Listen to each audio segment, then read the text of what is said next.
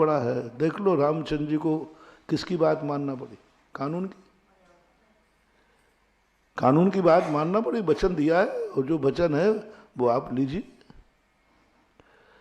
कानून की बात में रामचंद्र जी को वनवास जाना पड़ा। कानून की बात में कृष्ण को जेल में जन्म लेना पड़ा।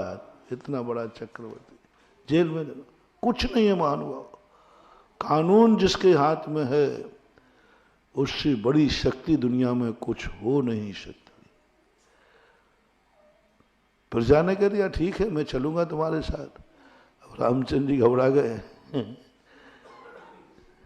अब जंगल में हमारी खुद की व्यवस्था होना मुश्किल है और उसमें लक्ष्मण और पीछे लग गया।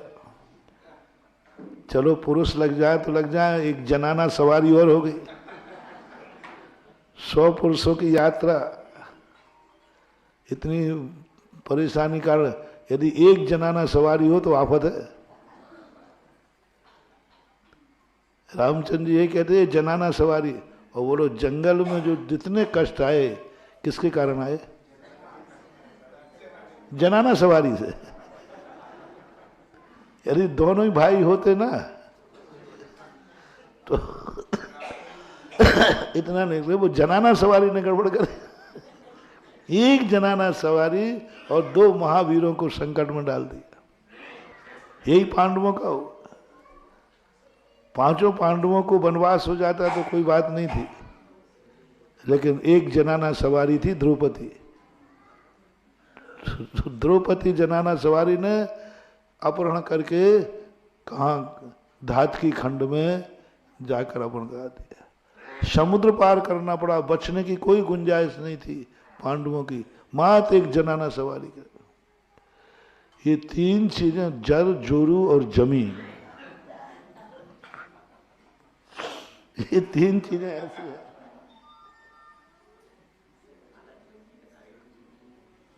जिस पर महाभारत क्या कितने बड़े बड़े युद्ध हो गए। कुछ भी नहीं है तो प्रजा जान लगी अभी प्रजा को वनवास में कैसे व्यवस्था करूंगा, कहाँ खिलाऊंगा कहाँ पिलाऊंगा। तब रामचंद्र जी ने उनको धोखा दे करके नदी किनारे सबने कहा चलो सब चलते हैं। और रात में सब थके तो थे ही, सब घर्राटे लेके सो रहे थे। रामचंद्र जी रात में तीनों उठे और अंदेसी दिशा में चले गए, जैसे हमारे आचार्य से चले जाते।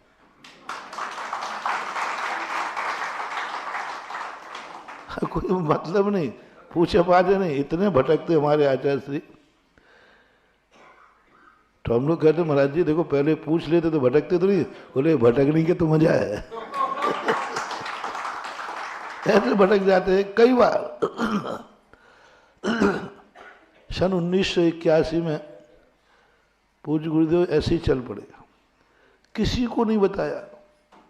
2 रास्ते थे, एक में समाज थी एक में समाज नहीं थी। अब वो किसी को बताना तो है नहीं, अब स्वयं को पता नहीं है। और बोले ये रास्ता ठीक दिख रहा, चल दिए। अब उस रास्ते में सन 1981 में संघ बहुत छोटा था, 9 साधु 7 साधु थे,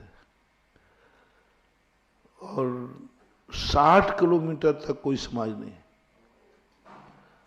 सब कह रहे महाराज जी आपको जाना कहाँ है बता दो, ये रास्ता ठीक नहीं। वो तो बताने को तैयार नहीं। महाराज जी कहाँ जाना है आप बता दो तो रास्ता आपको हम रोकेंगे नहीं, ये तक कह दिया। हम सही रास्ता तो बता दें, ये पता नहीं कहाँ जा रहा है, जंगल की तरफ जा रहा है। अरे चले गए।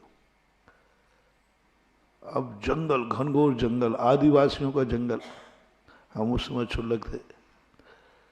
अब वहाँ जाकर के 10 बज गए तो कोई झोपड़ी भी नहीं। एक आदिवासियों के खप्पड़ का एक बरामदा था, वहीं जाके बैठ। अब आगे पीछे कोई नहीं, नागपुर के पास थे तो नागपुर के एक जिजानी परिवार था, वो चौका लेके भागा। अब जंगल में महाराज है तो एक चौका मुश्किल से आ पाया, वो भी मुश्किल से 60 किलोमीटर के, वो बहुत दूर था नागपुर। आते ही अब सब भोजन पानी तो बन गया पड़गान के लिए। अब वो क्या बोला, महाराज जी मैं पाटा लाना तो भूल ही गया। अब जल्दी जल्दी में पाटा भूल गया। अब महाराज को बैठा लेकर आए। एक पाटा था तो वाचा से काम आ जाता, पर और महाराज थे, ये कैसे बैठे। तो मेरे हम लोग पास आए, महाराज जी आज गड़बड़ हो गया, पाटा नहीं ला पाए। और उस जंगल में पत्थर भी नहीं, पत्थर थे तो वे गोल गोल छोटी होती ना। मैंने कहा ऐसा करो जंगल में पत्थर मत्थर देखो। बोले महाराज वो सब ढूंढ के आ गया हूँ। अब इसकी समस्या कौन समाधान करे। तो हम लोग आचार्य से ऐसे दूर बैठे थे सामने पेड़ के नीचे। हम लोग आचार्य भैया वृत्ति की, भैया महाराज जी ये बताओ, पहले जंगलों में महाराज चौके लग जाते थे, महाराज होते तो उस समय पाटे नहीं होते तो क्या करते होंगे उच्चारण।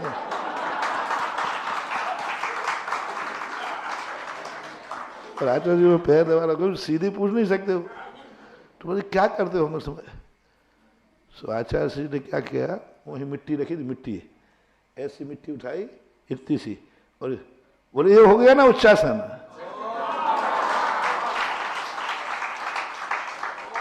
और उनका इतना कहना था, और हम लोग हम समाज पैर तुरंत उठ गए, भाग गए। तो आचार्य ने कहा ये लोग एकदम बात करते करते भाग के से गए, अपना काम तो हो गया, आपके लेना देना क्या है, अपन पैर दबाने थोड़ी गए थे। आचार्य ने कहा ये लोग तुरंत, जैसे मैंने मिट्टी रखी तो मिट्टी रखते कुछ बोले ही नहीं। हम लोग एक सेकंड नहीं लगा, जैसे उन्होंने कहा ये मिट्टी, यही तो उच्चासन हो गया, और क्या भावना आ गया, देखो ऊंचा हो गया ना, देखो इतना सा ऊंचा हो गया। और हम लोग तुरंत उठ गए। अब समय आहार का हो रहा था, उनको बुला के कहा, मैंने कुछ नहीं, वे गोल गोल भटंगे हैं ना, उन्हीं को जमाओ, थोड़ी सी मिट्टी डाल दो उसके ऊपर। और क्या चौथे काल का आहार हुआ। खुले मैदान में, बिल्कुल खुले में, छप्पड़ में तो जगह थी नहीं, खुले मैदान में वहीं साफ करके, और मिट्टी की चौकी थी। और एक ट्रक वाला आ गया, संतरे वहां ज्यादा होते, उसने ट्रक को बोलो बाबा जी को संतरे खिलाओ। अब वो चौके वाला कहता भैया अंदर मत आओ, नहीं तो अंतराय हो जाएगा। वो कहता नहीं मैं सरदार हूं इसलिए आप नहीं ले रहे हो, लो आप खोल लो पेटी। बिल्कुल रोड के किनारे किनारे थे। अब ऐसे बिना बताए चल देते हैं रामचंद्र जी, क्या करें।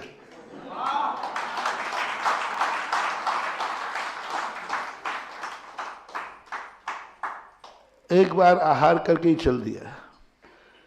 अब बेचारे श्रावक भोजन करेंगे नहीं, चौके में से ही चल दिया, चौके से सीधे ही निकल गए। एक बार यहां